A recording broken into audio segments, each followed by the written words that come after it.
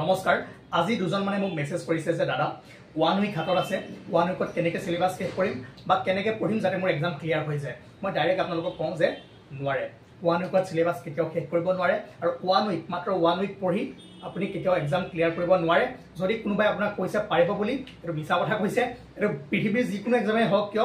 1 week পঢ়ি কোনো clear কৰিব নোৱাৰে কিন্তু বাট এটা কথা আছে পাৰিব 100 জনৰ ভিতৰত এজনেও পাৰিব ক্লিয়াৰ কৰিব 1 উইক পঢ়ি যদি কেইটামান কাম কৰি আপুনি ফলো কৰে মই গ্যাৰান্টি দি নকওঁ যে আপুনি ক্লিয়াৰ কৰিবই 1 উইক পঢ়ি কিন্তু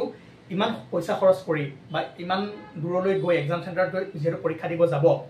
টুক্কাৰ আশাত নাযাবৰ কাৰণে বা নেগেটিভ মাৰ্কিং আছে গতিকে টুক্কা লগাই আপোনাৰ লাভ নহব কিন্তু দুটামান কাম যদি আপুনি লাষ্ট 1 উইকটো কৰে বা লাষ্ট 15 দিনতো কৰে তেনেহলে কিবা এটা কামত আহিব হেতু কি কৰিব নাম্বাৰ 1 সিলেবাসখন ধুনিয়াকৈ লওক সিলেবাসখন চাওক সিলেবাসখন জানে সিলেবাসখনৰ পৰা যিখিনি টপিক ইজি আৰু য'ত আপোনাৰ কনফিডেন্স বেছি আছে সেই বস্তুখিনি 1 উইকত যিমান প্ৰেক্টিস কৰক চাওক বেছি নালাগে অলপ ওপৰে হলো চাই যাওক তথাপিও আপুনি গৈ ফেলে কোৱেশ্চন পেপাৰখনত কিবা এটা এটেম্প কৰিব পাৰিব মই কেইটামান বস্তু কৈ দিম সেই বস্তুখিনি যদি চাই 1 উইক 10 দিন বা 15 দিন যদি চাই যদিহে আপোনাৰ ক্লাছ 8 9 10 ৰ বেসিক বস্তুখিনি ক্লিয়াৰ আছে যদি আপুনি মেথছৰ দুই এটা বস্তু জানে যদি আপুনি জীৱনত কেতিয়াবা বদমাছি কৰিছিলে তেনেহলে ৰিজনিংখিনি ধুনিয়াকৈ কৰিব পাৰিব ৰিজনিং ইমান বস্তু নাই আপুনি যদি কোৱেশ্চনটো ভালদৰে পঢ়ে ৰিজনিংৰ এনসাৰ আপুনি নিজে কৰিব পাৰিব জাস্ট তাত কমন সেন্স লাগে এতিয়া প্ৰথম কথা মেইনলি জিকে জিএস আৰু সোশ্যাল স্টাডিজ এই বস্তুখিনি চাবৰ কাৰণে কি কৰিব মই কোৱা নাই যে মোৰটোৱে চাব বুলি তথাপি মই কওঁ যে মই মোৰ চেনেলত যিখিনি মই ভিডিঅ' বনাই থৈছো জিকে কাৰেণ্ট এফেয়াৰ্স আৰু সোশ্যাল স্টাডিজৰ ওপৰত এটা আছে 23 টা ভিডিঅ'ৰ সিৰিজ আৰু কেইটামান আসাম জিকে বুলি আছে আৰু কাৰেণ্ট এফেয়াৰ্স কিছুমান আছে মুঠতে টোটেল যিমানখিনি ভিডিঅ' আছে মোৰ চেনেলত প্ৰায় 80-90 টামান ভিডিঅ' আছে নামৰ 80-90 টা যদি ভালদৰে চাই 7 ঘণ্টা 7 আৱাৰ্স বা 8 আৱাৰ্সত আপোনাৰ খতম হৈ যাব তাক যদি আপুনি সেই জিকে আৰু সোশ্যাল স্টাডিজখিনি যদি আপুনি দুবাৰ প্ৰথমৰ পৰা শেষৰ পৰা লাষ্টলৈ দুবাৰ যদি আপুনি ৰিভিজন কৰি দিব পাৰে দুদিনত মই নকওঁ যে আপুনি সব কৰিব পাৰিব সব কৰিব নোৱাৰে যদি লাগ থাকে গুটেই কৰিব পাৰিব পেপাৰখনত কিন্তু অলপ হলেও আইডিয়া পাব তেতিয়া নাজানা বস্তু এটা আপুনি আইডিয়া কৰি তাক টিক লগাব পাৰিব আৰু সেই গুটেই 23 টা আৰু যিখিনি বাকি এক্সট্ৰা সেশন আছে ভালদৰে যদি চাই দিয়ে অলপ হলে আপুনি এটেম্প কৰিব পাৰিব তাৰ পৰা কমসে কম 30-35 মাৰ্ক যদি আপুনি লৈ আহিলে নকল 40 মাৰ্কে লৈ আহিলে গোটেইখিনি যদি ভালদৰে চাই আৰু মেথছত কি টপিক চাব যদি আপোনাৰ বেসিকটো ক্লিয়াৰ হৈ আছে নাম্বাৰ 1 পাৰ্সেন্টেজ একেবাৰে ইজি টপিক পাৰ্সেন্টেজ সকলোৱে জানে কি হয় x/100 x পাৰ্সেন্টেজ মানে কি x/100 এই বস্তু যদি জানে দুই এটা সৰু বস্তু যদি চাই বেছি নালাগে ওপৰে চাই গলেও হৈ যাব যেটো আপোনাৰ 1 উইক সময় আছে আপুনি ডেপথত কৰিব নোৱাৰে পাৰ্সেন্টেজ চাওক দুই নম্বৰতে নাম্বাৰ সিস্টেম চাওক অড ইভেন যুগ্ম অযুগ্ম প্ৰাইম তাৰপিছত কম্পোজিট নাম্বাৰ সেই নাম্বাৰখিনি চাই যাওক তাৰপৰা দুই তিনিটা কোৱেশ্চন হৈ যাব তাৰপিছত 3 নম্বৰতে এলসিএম আৰু এইচসিএফ চাওক ঠিক আছে এলসিএম আৰু এইচসিএফ চাওক তাৰপৰা দুটা কোৱেশ্চন বনিব চাওক এলসিএম আৰু এইচসিএফৰ পৰা এটা আৰামছে কোৱেশ্চন বনিব যে যদি দুটা নম্বৰ থাকে কি হয় আপোনালোকে জানে এলসিএম ক্ৰছ এইচসিএফ দুটা নম্বৰৰ আৰু সেই নম্বৰ দুটা পূৰণফল ঠিক আছে a ক্ৰছ b মই ইয়াতে এটা ফৰ্মুলা দিলো চাওক দুটা কোৱেশ্চন বনিব দুটা কোৱেশ্চন আপুনি কৰিব পাৰিলে ইয়াৰ পৰা ঠিক আছে LCM into HCF equal number দুটাৰ পূৰণফল a cross b যদি দুটা নম্বৰ আমাক দিয়া থাকে দুটা HCF আৰু LCM দিয়া থাকে হৈ গল বাস LCM HCF percentage number system ratio আৰু এজ প্রবলেম x+1 x+2 এটা চাও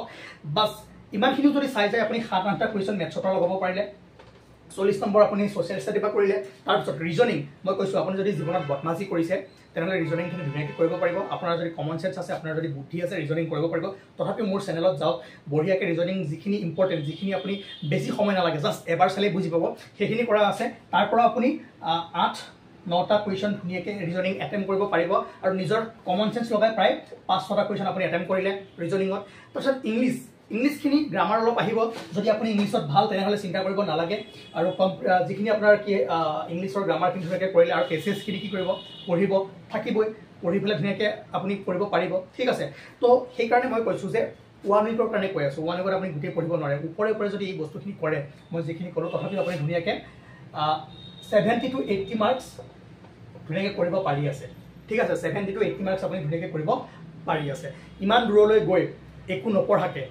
জিৰো টুক্কা মাৰি হাতকৈ যদি এইখিনি আপুনি ভালকৈ কৰি থয় শুদ্ধকে আৰু টুক্কা এটাও নলগাব ইমানখিনি মাৰ্কস যদি আপুনি কৰি থৈ আহে যদি আপোনাৰ লাক থাকে আৰু দুই এটা যদি আপুনি ক'ৰবাৰ পৰা ধুনীয়াকৈ কমন জিকে কুৱেশ্যন পাৰি গ'ল, সেই 40টা যে মই ক'লোঁ তাৰ ভিতৰত যদি আপুনি ধৰক সদায় নিউজ যদি চাই আছে বা আপুনি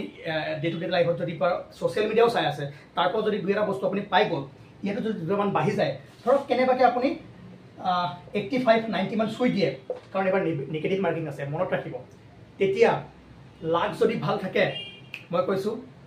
হয়তো 100 জনৰ ভিতৰত এজনৰ চিলেকশ্যন হৈ যাব পাৰে। তো মই 1 উইকত কি কৰিব সেইটো ক'লোঁ। আকৌ এবাৰ মই কৈছোঁ 1 উইকত পঢ়াটো পচিবল নহয়, কমপ্লিট আপুনি চিলেবাছ কৰিব নোৱাৰে। গতিকে